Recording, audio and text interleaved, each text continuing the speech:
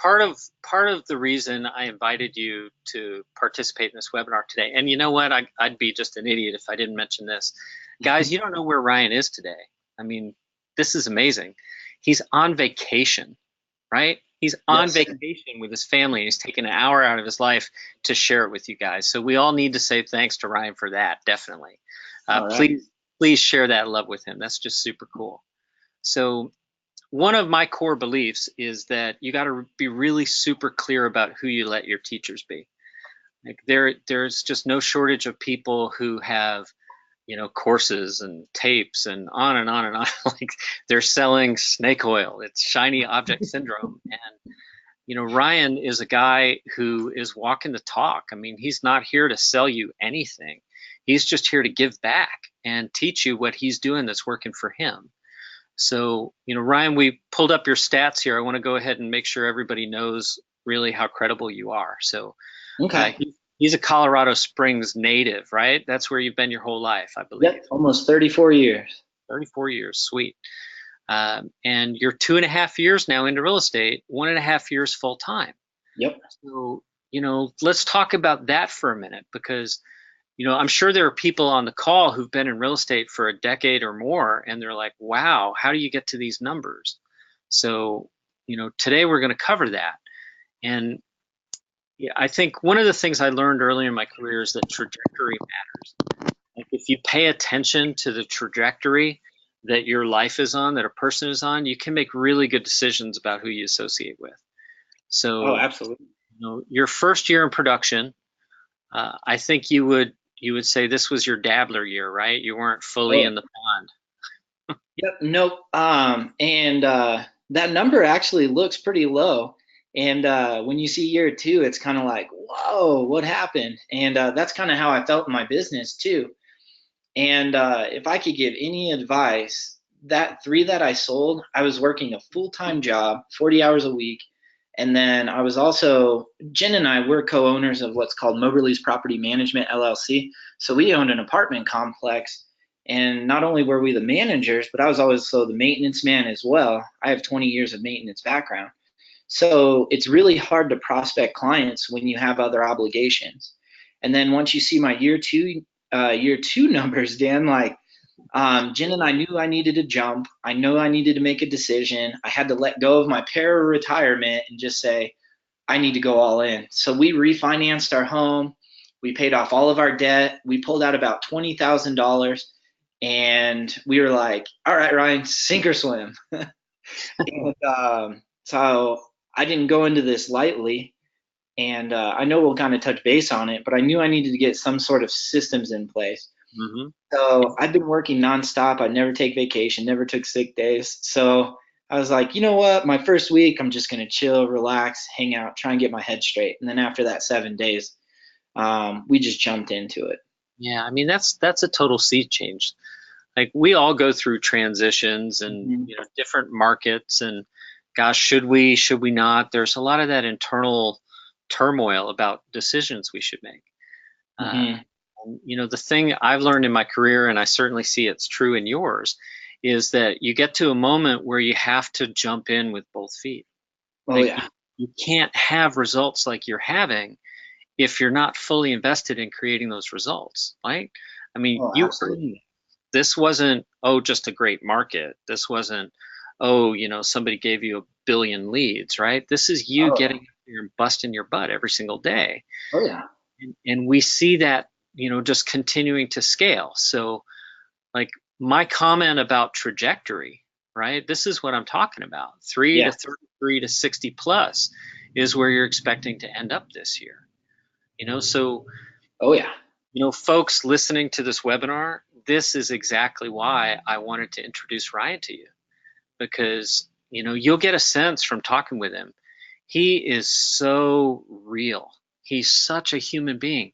He's not Mr. Plastic, right? He's not shiny sales animal. He's a real guy who's made some real decisions that he's committed to about what he's willing to do and what he's not willing to do. So we're going to kick off this webinar with that section I promised you about tips from Ryan. So I've broken this into three sections just based on the conversations we've had, Ryan, and Uh-huh. the questions that have come in. So, let's just run through these, Ryan. Tell us about the power of choice. All right. So the power of choice is I didn't know where to go. So since I'm in Colorado Springs, we have the PPAR, we're the Pikes Peak Association of Realtors here, and they host like super cool classes. And the class that I took was huge at the time. It was called the Rookie Seminar, and they had a whole bunch of industry leaders come in, whether it was a lender or another agent. Specifically for mine, it was the Brian and Tiffany Kennedy team. These guys are awesome, and I call them really good friends now because they've really been a huge support in the build of my business. And they kind of shared their secrets, and that's what I want to do. I want to share my secrets, and there is opportunity out there. You just have to figure out how you fit in and get it. So what they did is they brought in a guest speaker. His name was Bruce Gardner, and he wrote this book called The Seven Styles. And truth be told, I really didn't read the book. It's a great book. I have a copy. I kind of thumbed through it. But if you go on YouTube, YouTube's my favorite thing in the world. You can find anything on YouTube. And he has like a little slideshow there of the 7 different styles. And what I knew that I needed to do up front is I needed to build my business. And he kind of categorized it as 7 different types of agents. I can't remember it all, but usually most agents will fall into 2 of those categories. And I fell into the category of farmer and networker. I'm really good at socializing. I'm really good at meeting people. I wear my name badge and I'll have an hour conversation with somebody in the grocery store. Like, hey, where's the toilet paper? I'm like, I'm just a realtor. You want to talk real estate? And next thing you know, we had an hour conversation, handing me a business card. That's where I do some of my best work, just being out in the community.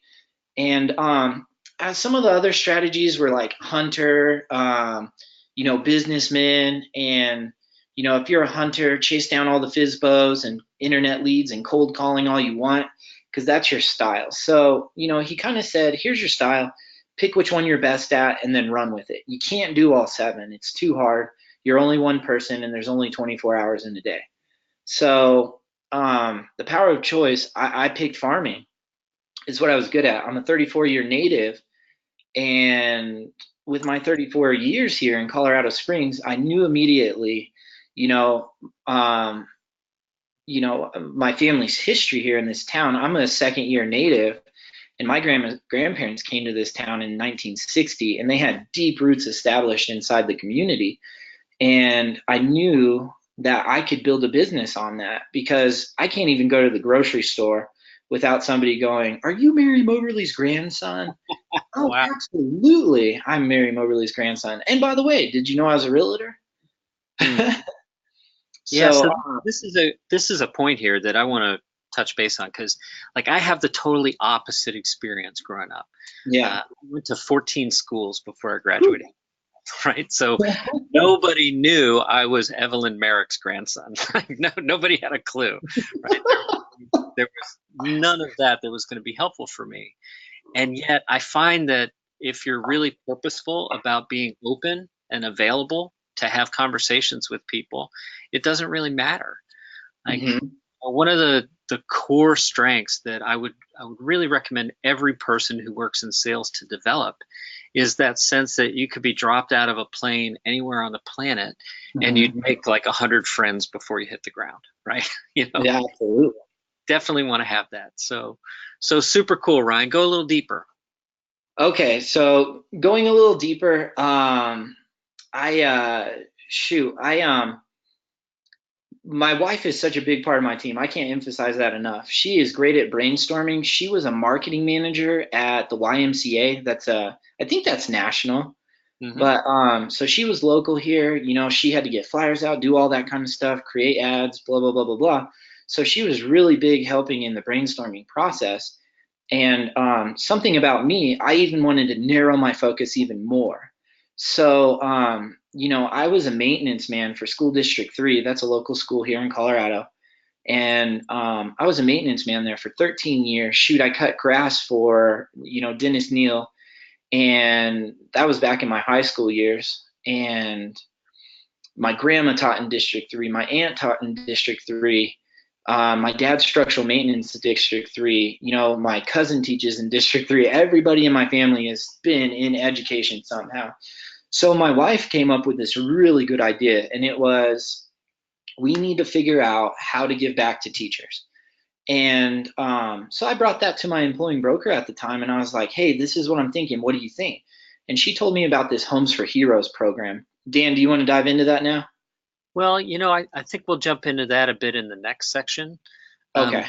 what I'm really interested in, like if I were to compartmentalize the way you've been successful in your business, Okay. like a big chunk of it is just your mindset, right? Your approach is you can't wait to engage with people. Like Oh, you're absolutely. open to have that conversation, and I'd like to make sure that the people who are watching this get Okay. a sense of what you mean when you say you're loving on people.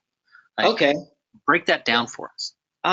So I have never had a sales background.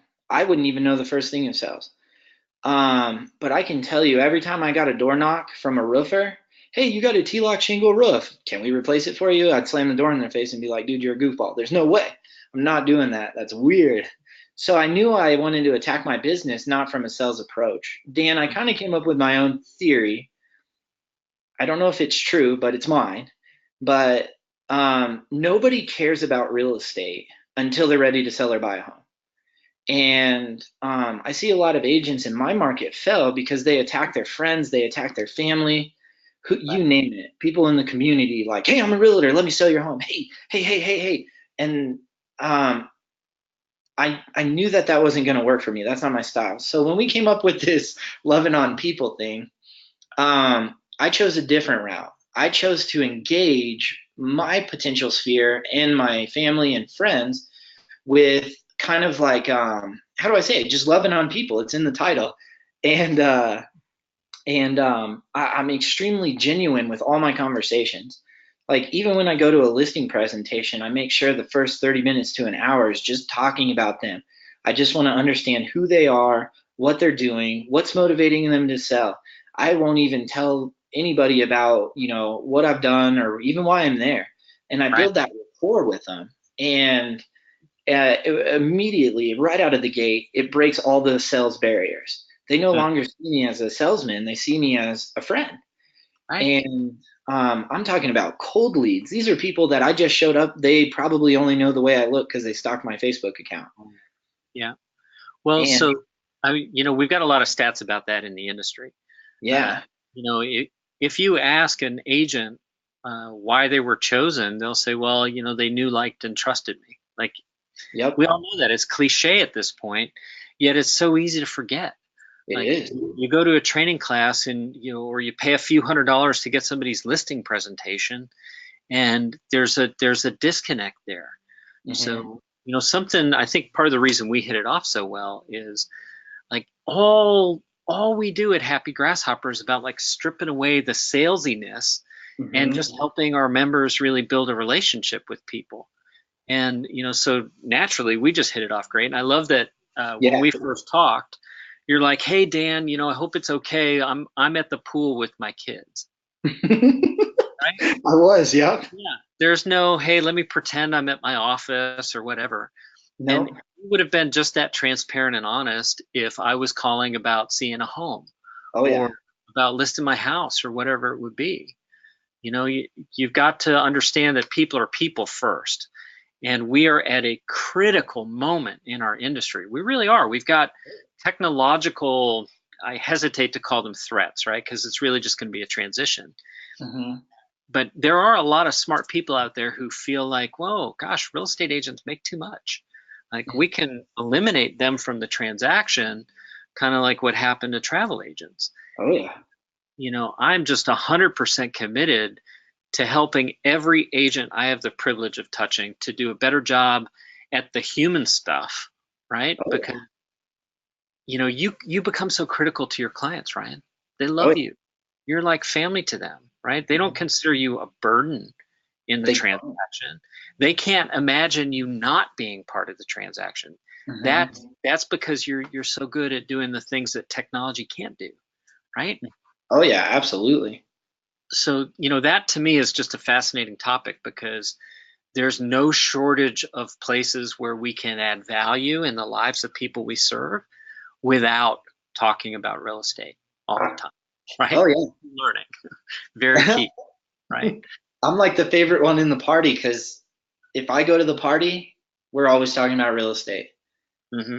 It oh man, it's crazy. It's on everyone's mind. They talk about it, and you'd be amazed. Like I could just walk into a party, just be myself, and they'll be like, "Hey, can you come over and price my home?" Oh, absolutely. Thumbs up. And Right. So you're not very hiding the fact that it's what you do, yeah. right? I mean, everybody recognize this, right? If you sell real estate, you have the luxury of selling something that affects everyone. We all have to live somewhere, right? So no matter no matter whether I'm interested in buying or selling real estate today, it's something that I can certainly have a conversation about. So that's a Yeah, huge advantage for you. Huge. absolutely. So can you tell us about your daily rituals?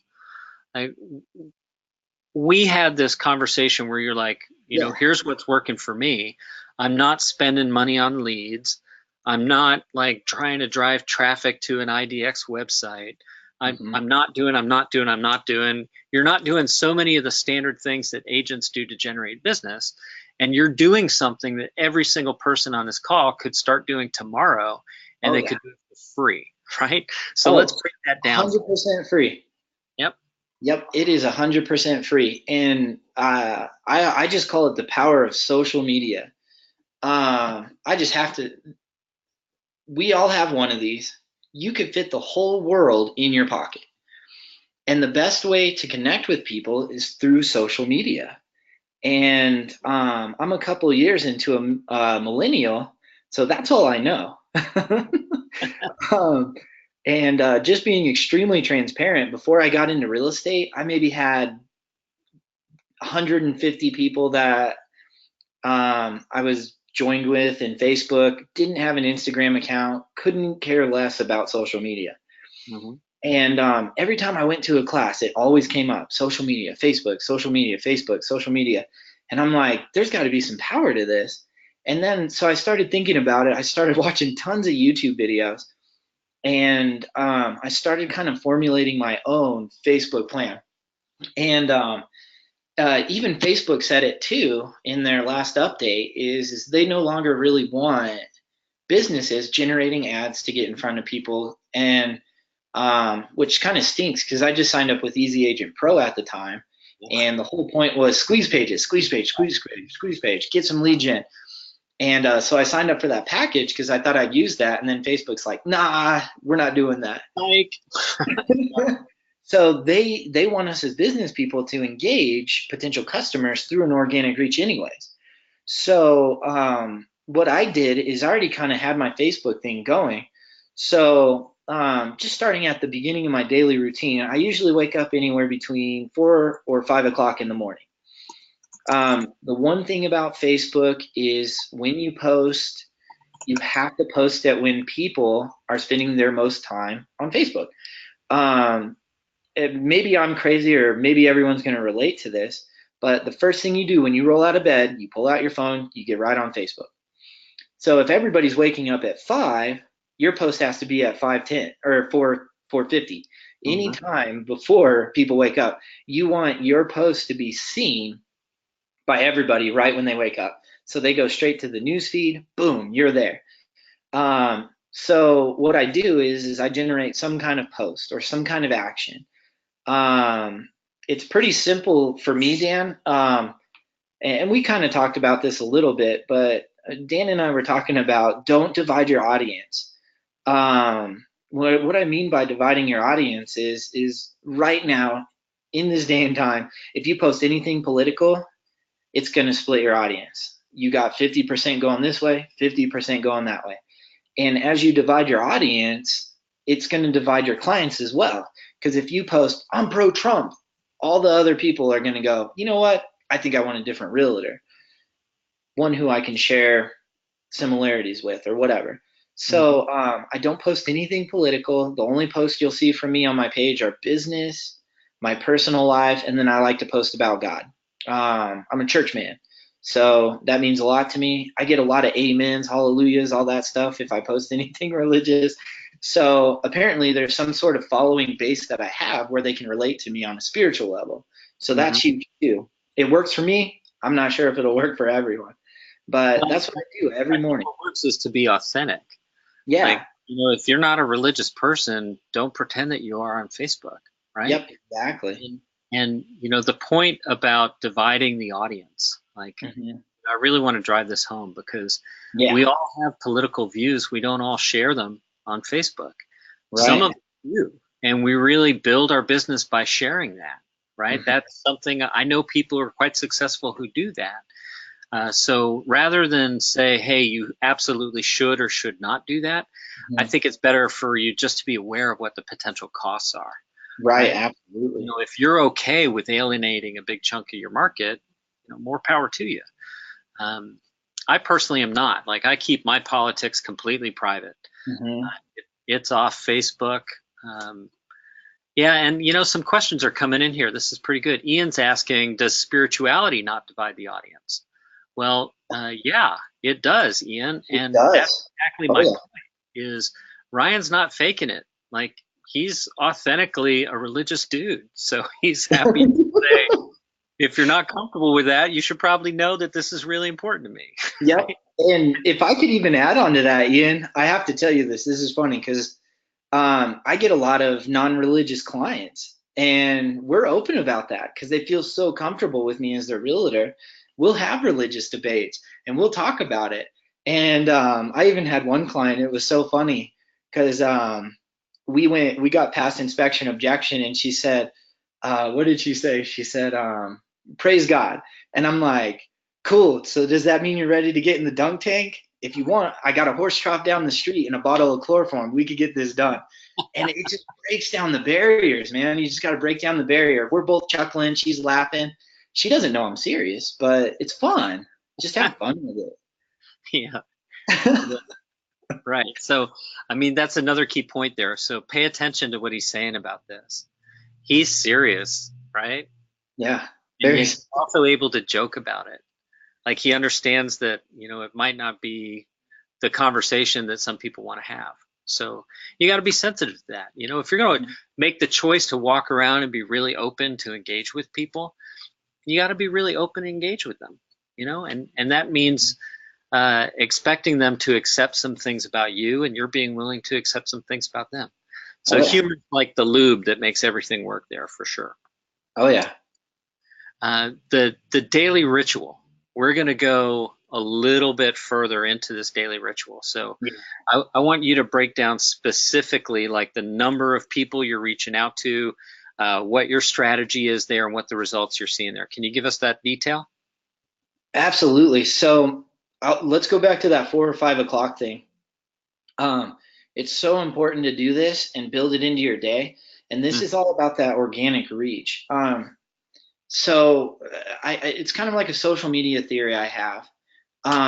You can't forcefully get people to like your business page through Facebook. It doesn't happen. You could post ads and try and get likes that way, but I'm averaging about $1.25 per like. It's a waste of money. So what I did is I went an organic route and I figured out how Facebook does their systems. So this is extremely important to get your organic reach to build faster. And so my theory is if you're living in wherever you are, let's say Colorado Springs, since I'm here, I know that what's that theory, Dan? Maybe you could help me with this. It says you're always 3 people away from knowing the president or something. Yeah, right. I'm not sure what it's called, but I think of it as the Kevin Bacon 6 degrees of separation. Like, we're Yeah, all, there you go. yep. And inside your sphere, wherever you're living, there's got to be somebody in there who's going to be selling a home or buying a home soon. And what I do is, like, right off the bat, let's say I get on Jane Doe's Facebook page, and then always down in the bottom they have the 6 of their top friends. If it says that we have 10 friends in common, I jump on their page, I ask them to be joined with me. or I don't even know what that's called anymore. Send them a Following? friend request or to follow you. Yeah. Okay. Yeah. So then I'll ask them to follow me, and then I try and do 25 of those a day. Um, if we have 10 friends in common, there's something there. I don't know what it is. Maybe I was best friends with a sister, or I went to school with a brother, or maybe I used to go to house parties with their cousin. You're always 10 people away from knowing someone, at least on Facebook. So what I do is I find 10 people, or like I find people who have 10 friends in common. I get those people. I try and do 25 of those. Yeah. On average, if I do 25 of those, I get 5 to 10 who say, "Okay, he looks like a pretty chill dude. Yeah, I'll follow." So then I do that 25 times a day. I get 5 to 10 to like. I do that 7 days a week. Now, 7 days a week, you take that 5 to 10 people who connect with you. Now, what you can do is work on your organic reach. Now, every Monday, the first thing I do when I wake up is I ask every one of those people to like my business page. Hmm. Out of all of those people, to get them to like my business page, I probably maybe get 5 to 10 from those. So it's like the boomtown style. You got this big old funnel and you're trying to get them down to the bottleneck. And if I could do that successfully, I get 5 to 10 people who like my page every week.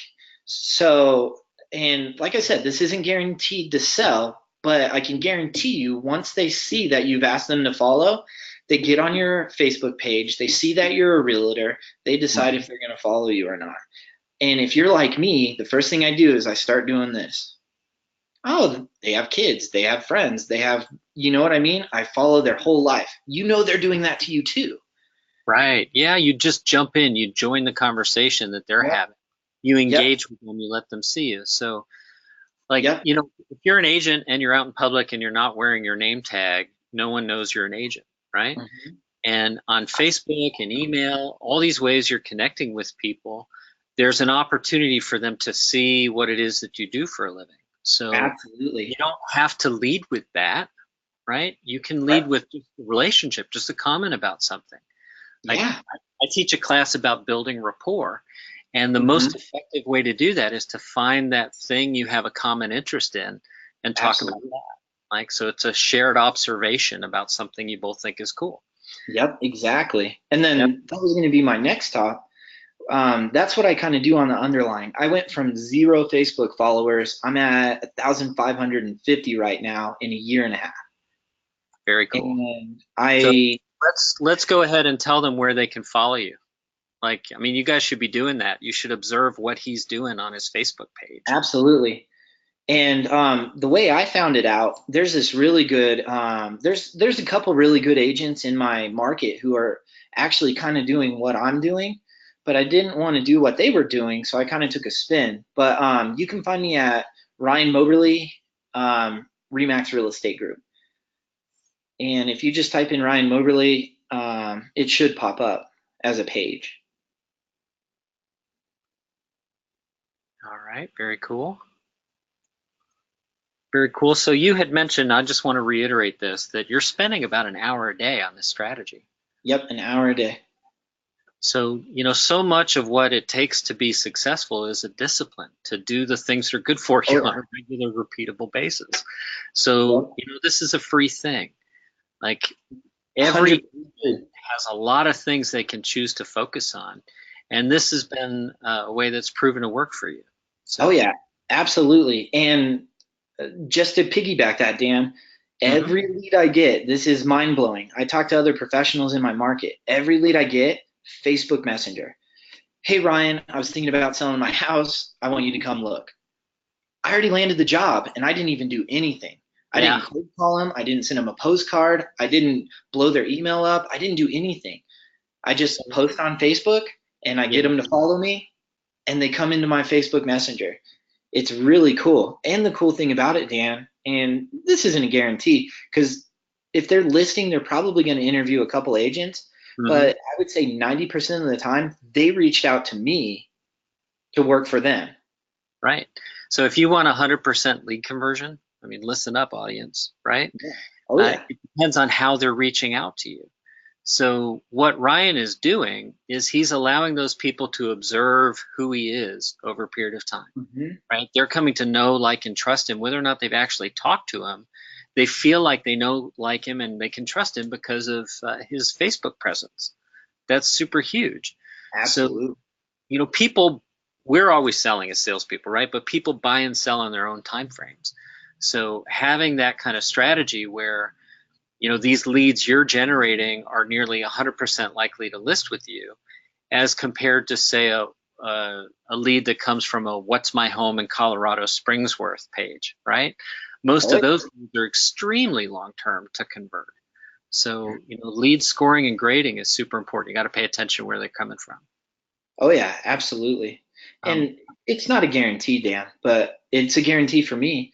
And it works because these are my people. I went to school with them. I know their family, and they reach out to me. They're so much easier to convert. yeah, yeah, absolutely. I mean, when it's an inbound lead for you from someone who's already decided they like you, I mean, you're Hmm. 90% of the way there. You just have to not screw it up once you talk with them. Yep, exactly. You're not answering the phone like Ryan Moberly, Mr. Plastic, sales machine, killer whale, right? You're just Nope. you. Like, you're the same guy on this webinar as you were when we talked, right? As you are if we, like, get together and hang out. Oh Uh, yeah. that's super, super important. Too many of us, particularly people my age, right? We were brought into the business world at a time where who you were in your personal life had to be totally separate from who you are in the real world. And we're seeing that, that dividing line has really changed. And it's changed because most of us are instantly accessible today.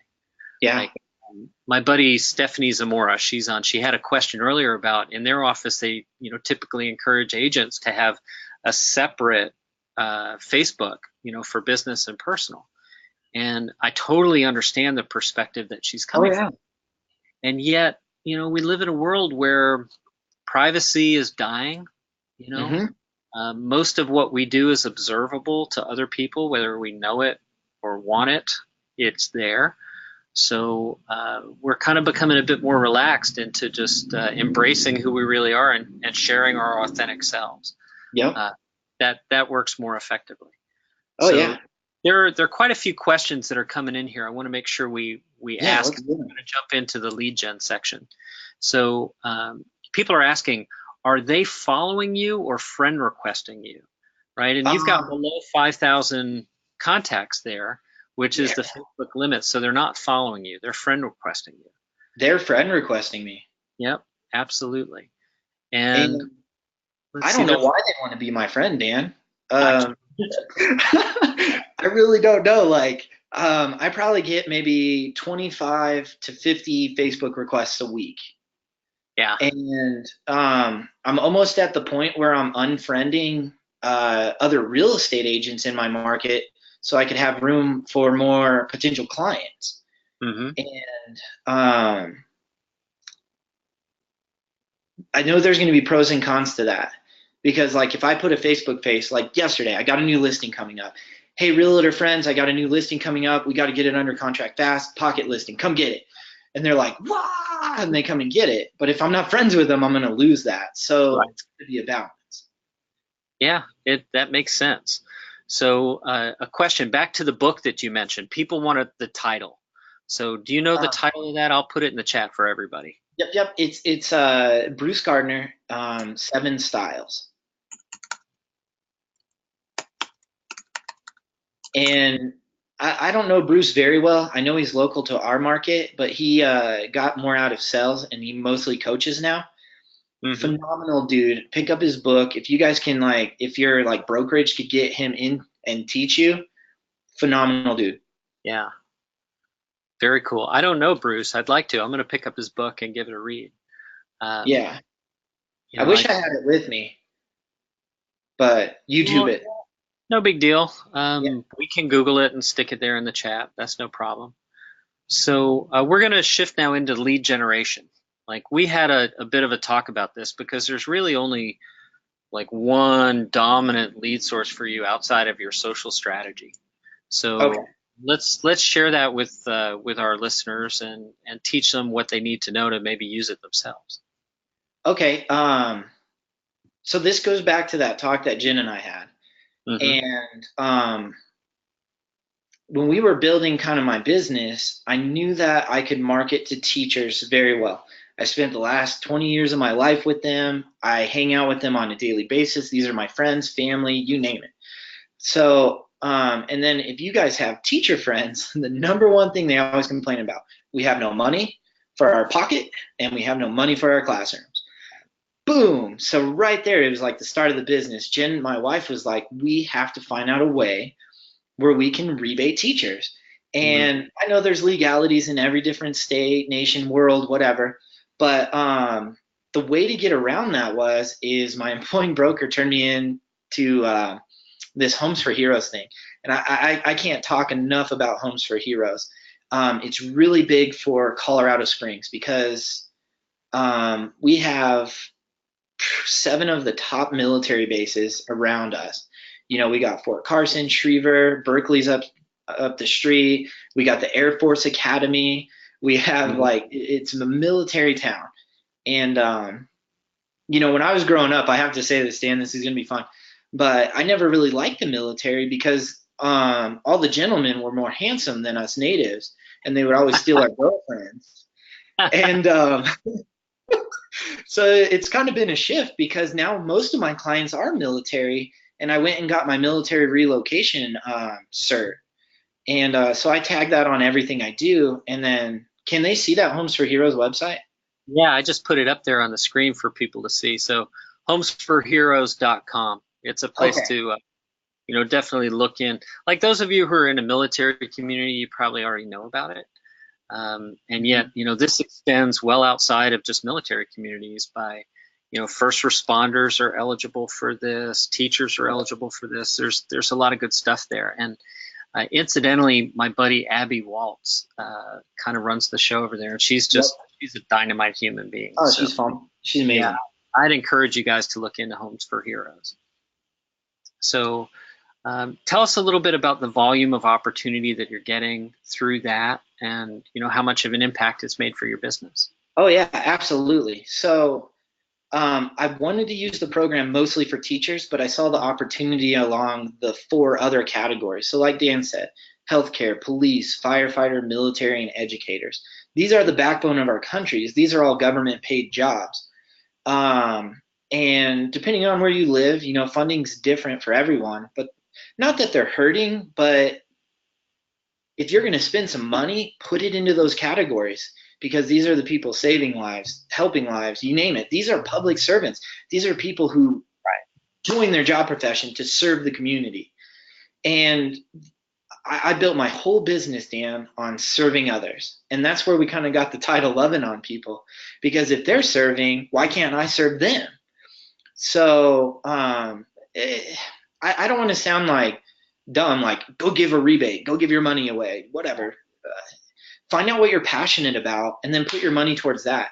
Because I guarantee you could go spend 2.5 grand in Zillow, you'll get 100 leads, you might convert 2. If you want more bang for your buck, take that same amount of money and put it into the community.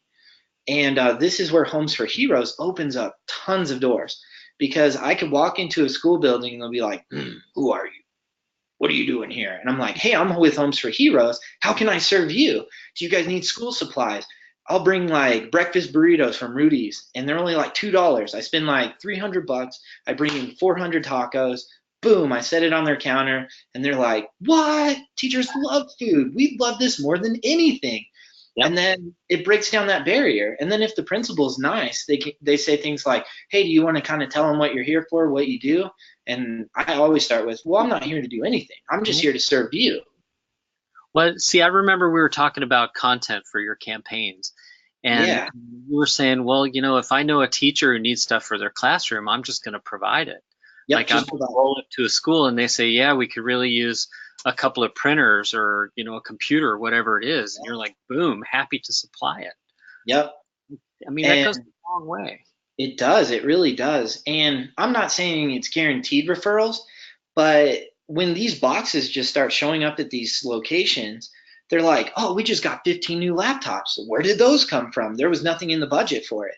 Oh, Ryan Moberly, that crazy realtor dude with the cool comb over came in, and he's like, boom, here's some laptops.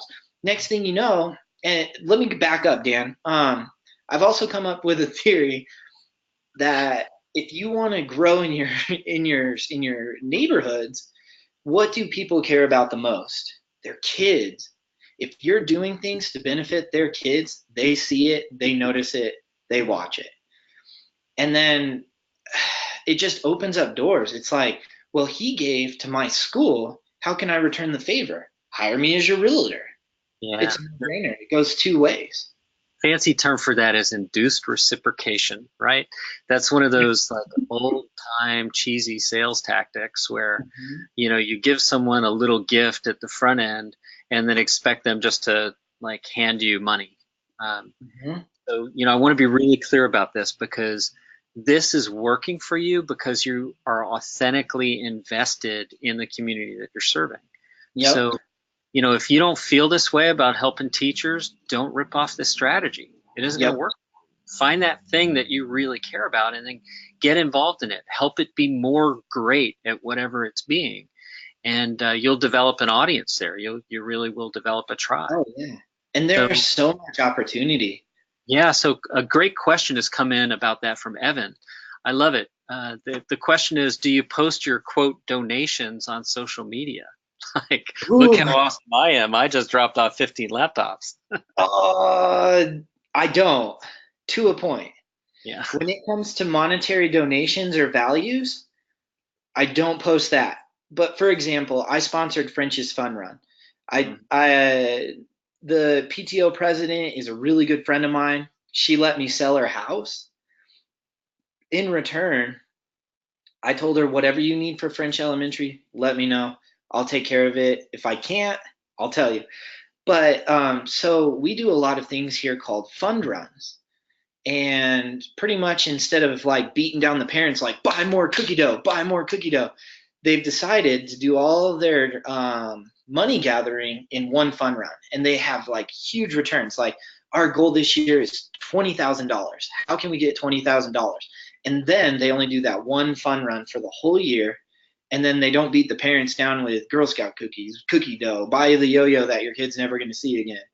And they've been doing that. So I come on as a sponsor, and it's always a give or take. And this is huge, and I've been very successful with this.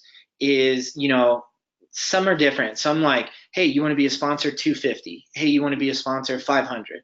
Hey, do you want to be a platinum sponsor? Give us 1,000, and then we'll make the biggest logo. We'll hang a banner. We'll do all this crazy stuff for you. So there's always a return on investment. So I was like, this fun run thing is huge. Plus, it fits the Homes for Heroes program I'm doing. So, the number one thing they always do is every kid has a Fun Run T-shirt, and then my logo goes on the back of every one of those T-shirts. I think I did 7 schools last year. If you do 7 times the number of kids, that's over 3,000 of my logos on the back of these kids' T-shirts. And lo and behold, I'm selling a home right now and buying a home for a teacher at one of the schools that I did that for. You get the return because you're sincerely donating. In return, they put your logo. They see what you're doing. They're Facebook stalking you. They're seeing what the heck is this dude doing. Mm-hmm. And it's huge because you can tie it all together. Right. And I think I hit that pretty solid. Yeah, absolutely you did. Absolutely. And I had mentioned this to you, Ryan. I'm going to share it with the audience too. Yeah. So I have a friend and a client named Chris Lindahl, Uh-huh. who's one of the highest producing guys on the planet. He's just crushing at every level. And Mm-hmm. he uses social media in such a cool way. He's always having contests. He's always trying to do cool stuff. Like Yeah. he's in Minnesota, right? So it gets like Colorado Springs cold there.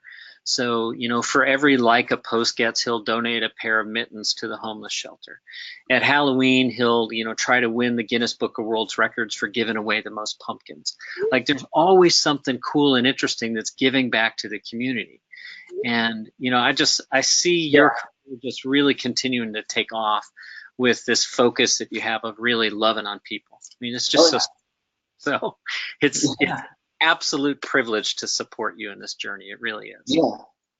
And it's in the title, just love on people. You got 5 minutes to show them you're either genuine or you're a salesperson like everyone else. Hmm. And they can see right through that. If you're there, like sometimes I worry because like I only closed 2 deals last month. So like every prospect I was getting in, it was, am I trying to push them to close because I need money? Or am I going to treat them like I treat everyone else? And sometimes you just have those low months, especially if you're a solo agent and your team lead's not sending you. Well, so this is a great segue, right? Because Hmm. you know, this webinar has been great. I love the content that we're covering for the audience, and yet we haven't really dug into the topic of following up.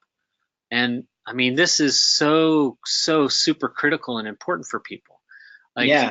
you're going to the trouble of adding all these people to the database, of starting all these relationships, of supporting all these events and kids and all these wonderful things.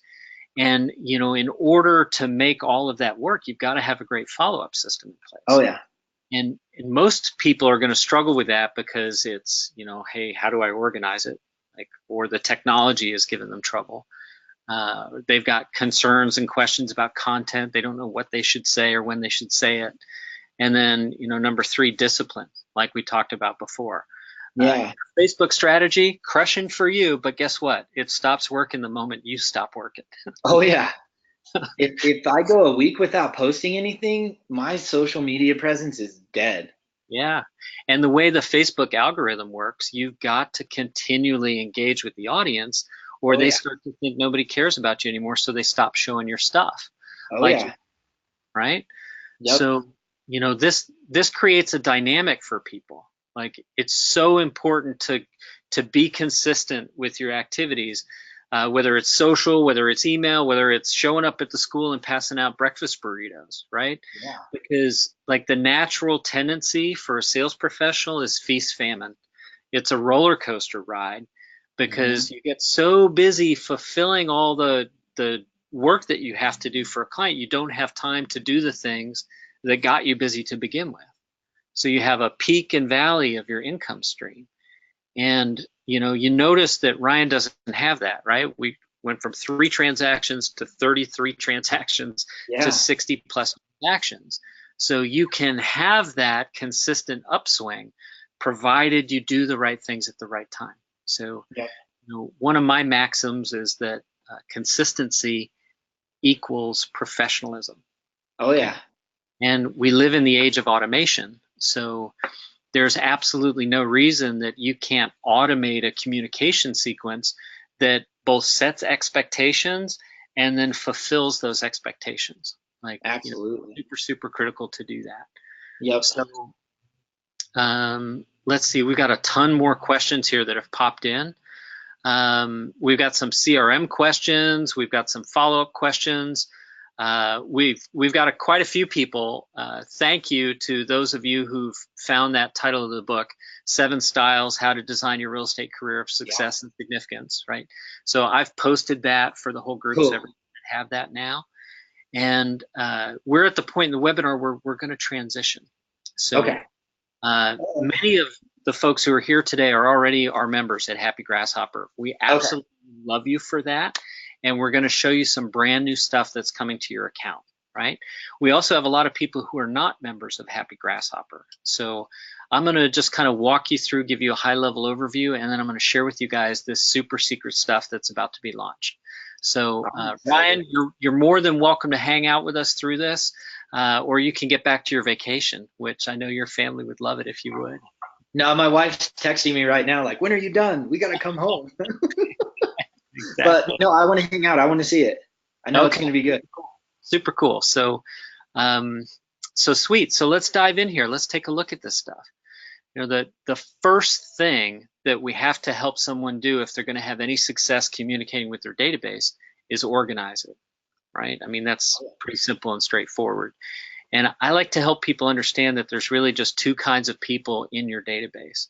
They either know you or they don't. Like, it's that simple. If Ryan and I grew up together, if we're friends from school, we're going to communicate with each other a little bit differently than if I'm meeting him for the first time, right? Mhm. It's just natural to human nature, so let's recognize that. Now, also within that database, we've got people who are ready to buy right now, which of course we all want those people, and we have people who are not ready to buy. And just the way the math works is you've always got more people who are not ready to buy than people who are ready to buy. So this is why you can't always be talking about buying or selling real estate. You know, there's got to be more of a reason for people to want to hear what you have to say than just real estate all the time. Absolutely has to be that way. So, you know, just to kind of summarize there, right? There's two general groups of people: people who know you, people who don't, and then they're either ready to buy or they're not ready to buy. So, you know, let's kind of break that down just a little bit further. Like if you have a brand new IDX lead, that's someone who doesn't know you. And you also don't know if they're ready to buy or not ready to buy. Maybe they just want to look at pretty pictures of houses, right? Maybe you've got forced registration set up on your website. So that doesn't mean it's a bad lead. It just means it's a lead that's not going to convert in the near term.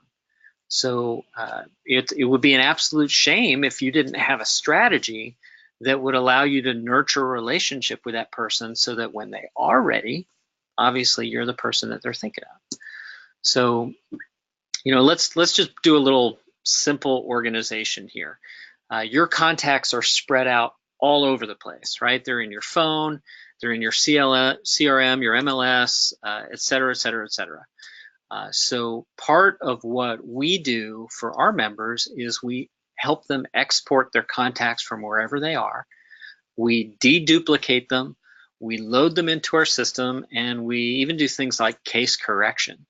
So, you know, if someone all capped their name, you don't want to send messaging to them where it's all caps or all lowercase, for example.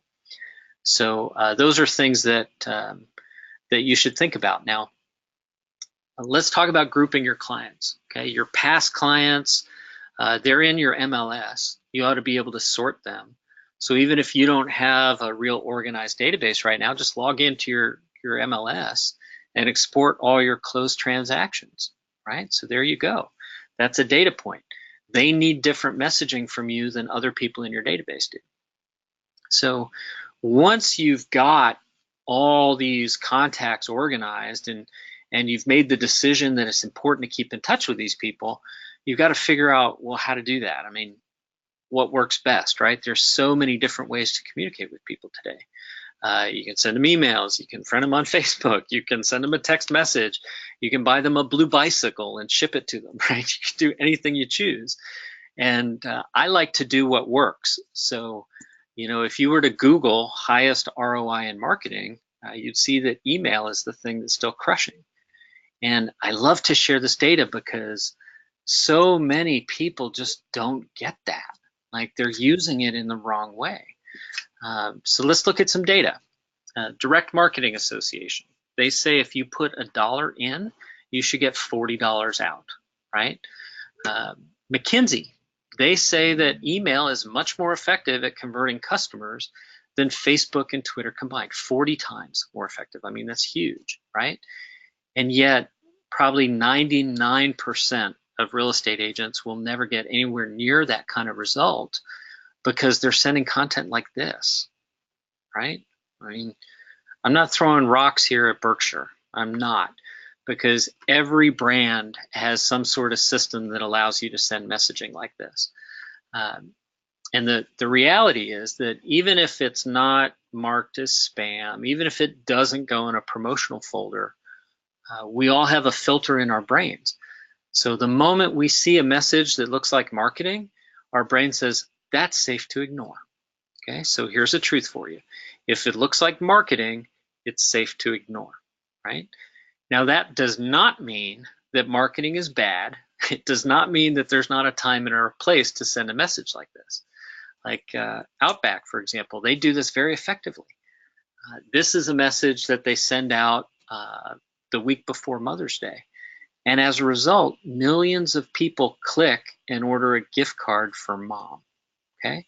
So when you hear $1 in equals $40 out, that's the sort of result that the Direct Marketing Association is talking about, okay? People don't buy and sell real estate that way. So stop sending that sort of a HTML look.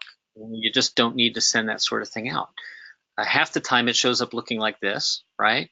And half the time when you are quickly putting it together at the last minute and you're struggling for what to say, you can send some pretty painful email. I actually received this message in my inbox around Valentine's, and I just thought, wow, I mean, gosh, this poor agent who put it together. She was certainly in a class where she was taught if you want referrals, you need to ask for them. At least she's sending a message about Valentine's kind of near Valentine's. I'm going to encourage you not to settle for this sort of stuff because there's just a much better way. Now, the first thing we have to help you do is stand out in the inbox. Like, you've got to stand out in your market. Just like Ryan is owning a few things in his market. He's not trying to be everything to everyone, right? He's not dabbling in 60 different things, so he's not making any progress in 59 of them. He's really, really focused on loving on people. And that breaks the pattern. That sets him apart from other people in his market. So I'm gonna show you some messaging here just to set some expectations here for what's effective versus what is not. So I'd like you to imagine that this coming Sunday, this weekend, was Mother's Day, right? Think about the sort of things that you'd be getting in your inbox. Be like dancing flowers, take mom to Outback, right? You get that message. And what we're gonna do as a writing team is find interesting things about the holiday and share that with people in such a way that it looks like you sat down to write the message yourself, right? So I'm going to show you this message. First thing to notice is that it looks like an actual email from Jennifer. It looks like personal communication, and therefore people engage with it. And this message reads, we all know Sunday is Mother's Day, although I'd never heard about how they celebrate in Serbia. Have you? Children sneak into mom's bedroom and tie her feet together with string. And then it gets worse. She has to negotiate her release by giving her kids presents. Crazy, right? There's not much in it for mom, so at least she gets to lie down for a little while. Anyway, I hope you have a fantastic weekend. If you need anything or if you need help with anything, please let me know. Have a great Friday, Jennifer. Okay. So who should get that message? A brand new IDX lead who doesn't know Jennifer? Absolutely not. An open house visitor who really has no idea who you are? Absolutely not. This sort of message is great to send to people who already know who you are, right? Your past clients, your sphere of influence. They're the kind of people who get a message like this and they go, what? I didn't know that. And they are immediately replying to you. And then they're telling people they know, hey, did you hear what they do in Serbia on Mother's Day? So this is the kind of message that can really help you have those more personal connections with the people in your database. Now I'm going to show you another message, and this message is also great to send to people who already know who you are. This is what we call an appointment setting message, and our writers create these for you. They're in your account, ready to choose and send out at any time. So let me go ahead and show you this message. A subject line here is Finca Palmolera, and it reads, hi Dan, I just saw that Starbucks is offering a $7 cup of coffee, and no, it doesn't come with a sandwich. It's called the Costa Rica Finca Palmolera, and it's just a really, really expensive cup of coffee. Bet you didn't know what that was in the subject line, right? Anyway, if you'd like to join me for a cup, let me know. It'd be great to see you. And then, of course, it's signed Brian. Now, this is a real message that Brian actually sent. And, as a result, he spent some money on coffee. He also found that there was, true opportunity there in his database. Now, you see the stats there, a 52% open rate and sent to less than 500 people. This did not go to everyone in his database. It only went to people that he knew. And, the way you should think about this is like we're the knock on the door. We're the ring of the telephone. We start the conversation, and then our members have the conversation. So Brian went to those meetings prepared to ask people about their real estate plans for the year. And that's why he was able to find those deals. It's because he was really prepared for that. Now, typically on day one, when we start with a new member, they have a little bit of guilt, right? Because there are people in the database who maybe haven't been touched like they should be. So a lot of times we'll send re-engagement messages like this one. And this one went to a bunch of old zombie leads. And our client, Brent, he sent this out to, there were about 10,000 people, 10,000 people that were just old moldy leads rotting in his database. And when we sent that, we found that there were 15 of them who were ready to have a transaction right away. So, you know, for those of you who've maybe spent some money on lead gen in the past and it didn't pan out, it's probably because you just weren't working those leads long enough. So we definitely want to scoop those up and help find that opportunity for you. Now, his open rate here, much lower than what I showed you for Brian, right? Because most of those leads have no idea who he is. They don't remember when they signed up on his site a few years ago. So we're not sending to these people repeatedly forever. We're sending a message. We're just kind of shaking that database to see if there's any opportunity in it. And then we're moving back to regular messaging for the people that actually know him. So there's all sorts of examples of content here in our system, and you know, all sorts of these great success stories where people send a message and they find that there's opportunity in their database right away. Now, what I really like to break down for people is that our service kind of comes in two parts. We have Happy Grasshopper, which is right for absolutely everyone. You know, if you're in the real estate business, you need to have Happy Grasshopper. And then we have what we call an HG Pro account. And with a Pro account, that's where we're assigning a professional copywriter to you. We're really learning about you, your market, your strengths, and then we're catching all of your leads wherever they're generated, and we're messaging them automatically over time. So that service is not right for everyone. So when we're explaining our service, we like to be really, really clear about that. Now, I'm going to jump over to the internet here for just a moment. This that you see on the screen now, right? We focus on lead conversion, on recruitment, and past clients in Sphere. So when I say Happy Grasshoppers, right, for everyone, it's the past client and Sphere portion that I'm referring to. Now, people who are generating leads, they're investing in lead gen. You know, oftentimes lead conversion makes sense. And then, of course, we have, you know, people are trying to grow their teams, right? They need to find agents to come join them. They have brokerages. They need to attract people. So for those folks, we'll create custom recruitment content as well. So this is the part where I feel like I need a drum roll, okay? So I'm going to jump into an account. I'm going to show you guys some brand new stuff that's coming your way. So here, you'll notice that we've added a new content section. It's called social media, right?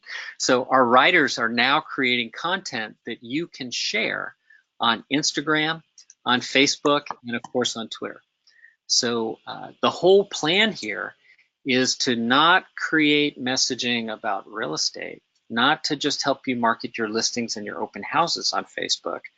It's to help you have the kind of content that creates the engagement that you need, so that when you do have those listings and you are marketing those open houses, there's a lot more people who want to see that messaging. So those of you who are our members, and I see like Tom Catlin's here and quite a few other members are here, you will notice next week when you log into your account that the social media content is there for you. There's a training video here in the front that will teach you how to do that. And then I'm going to jump to one other area here on the site real quick for you.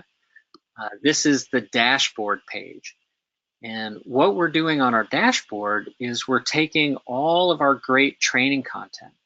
Like, you know, over the years, I've done webinars with, you know, countless really smart, really successful people that you can learn from. And we're putting all of those sessions here in this dashboard for you. So it's really easy to get in there and learn the sorts of things that you can learn from people like Ryan. Just all sorts of great information there. So I'm going to send you guys who are still with us here to a special place, and everybody's going to get an email about this here in a little bit. This is happygrasshopper.com/lovinonpeople, right? That's where this webinar is going to be available. For those of you who want to log into it later, you'll see that it's there.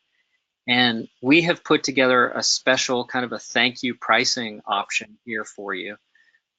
So this would be for your sphere and your past clients. Rather than $99 a month for the whole year, it's just $7.99 for the year. And that's going to be available there for you to take advantage of.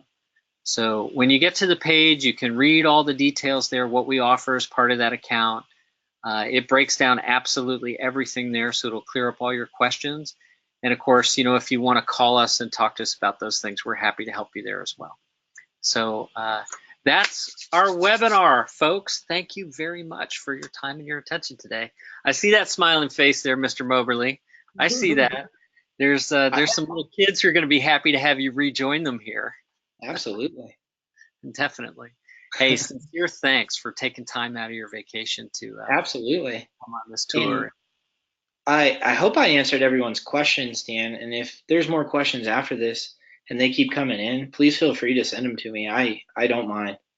Yeah, well, awesome. Thank you. There are questions that have come in. And, you know, we've got, I think there were like 300 and something questions before the webinar. I don't know what the count is here. There's a question or two that I feel like I should jump onto right now. Okay. Like, you know, while you're still here, let's just knock this one out. Okay. Because, you know, you've got a secret weapon named Talitha. And oh, there's yeah. questions people have about when's the right time to hire? Like, I mean, boom, you went from 3 to 33 transactions to 60 plus. There gets to be a point where you need help. Yeah, when absolutely. Was that? So I can't remember what transaction I was in, but I was in the middle of June and July, and I had 20 contracts going at the same time. Mm-hmm. And I started with like a smaller brokerage, you know, lower monthly fees, and one of the hottest topics is when's the right time to hire a TC? My best advice is you're only going to pay a transaction coordinator $300. You're going to make $5 to $6 grand, depending on your price point of your market. That $300 is nothing. If you're tying up all your time working on contracts, sending contracts, trying to negotiate all that, get rid of that. I freed up so much free time just pushing my paperwork to a transaction coordinator, and then that freed up more time where I can go do things. So in the last 3 months, I've decided that the TC is no longer working for me. I need somebody else to cover phone calls, cover that paperwork, so on and so forth. And Talitha is actually my sales rep on my new build right now. And she reached out and she's like, hey, I'm looking to leave. Do you still have a spot on your team? I said, come on, let's go. She put in her 2 weeks. She jumped on. I just dumped my whole workload onto her. Now, I'm still negotiating and so on and so forth, but hiring an assistant, it's the best way to spend your money to free up your free time. I spend probably 80 to 90% of my day now dealing with active clients and promotional stuff, being out in the community. There's a pitfall here, right? There's a pitfall because, you know, the moment you hire an assistant and you can offload some stuff, you're probably feeling pretty tired because you've been burning it at both ends for a while. Right? Oh, yeah. So there's a trap a lot of people fall into when they hire that first person to really take some weight off their shoulders. And instead of, you know, getting leverage, they just bought themselves a little luxury. Like, you know, you find yourself in the movie theater or hanging out at home or playing golf or whatever it is. You know, that's not a sustainable model. You've got to have the discipline to reinvest your time. Yep, you have to reinvest it. Yep, because like right now, she's out there killing it. Not being braggadocious, but we have 13 under contract right now. Yeah, awesome. She's handling all that, and I'm vacationing. And then I'm just doing a call forwarding. She's taking all my calls. I'm getting my free time. My only communication was with her. I let all my clients know she's the point of contact. I go on vacation. I'm having fun. She's doing all the work. I'm telling her what to do. I've never felt so much relief, Dan, on my business. Yeah. When I was trying to do it all on my own, I was stressed. Oh, So there's a resource for people. yeah. Because we get this question a lot, and I had a webinar guest recently. Her name is Christy Belt Grossman. Because productive agents, they get to a point where they really need help here, and then the challenge is, well, who do you hire? How do you hire them? How do you make sure they're actually going to pull their weight? And Talitha is a dynamo. I mean, she's Oh, just fantastic. She is really, really great. So just a shout out to my buddy Christy Belt Grossman at opsbosscoaching.com. Anyone yeah. who might need any help with figuring out how to hire, who to hire, or when to hire, she's a great resource for you. So happy to share that. Now, let me just scan through this here. Ding, ding, ding. Question about what CRM system do you recommend? Would love your feedback on a system that works. And I mean, that's like a show for Happy Grasshopper question, so we'll just skip that one. That's why I came to Happy Grasshopper, because I suck at CRM. Let's see here. If you had to sum it up, are you saying care more, sell less? I like that. That should be on a t-shirt. Yeah, that would be. Care more, sell less. I dig it. Yep. Well done, Houston. How cool is that name? Houston Long. Houston Long. Houston Long. Yeah, digging it. All right. So, let's just acknowledge it's now almost 20 minutes after the scheduled end time for this, and we still have more than 70 people who are on here with us. So, for those of you who are still here, I'm sincerely honored that you've shared your time with us. Matt and Ryan, I can't thank you enough. I mean, I really thank you for sharing your special sauce with our audience. It's absolutely. been just a privilege to host you today. Absolutely. Thanks for having me, Dan. I really appreciate it. This has been fun. Awesome. All right. We'll talk soon. Enjoy that vacation. Yep. Thanks, Dan. You guys take care. Thanks for joining. Awesome. Bye, everybody. All right.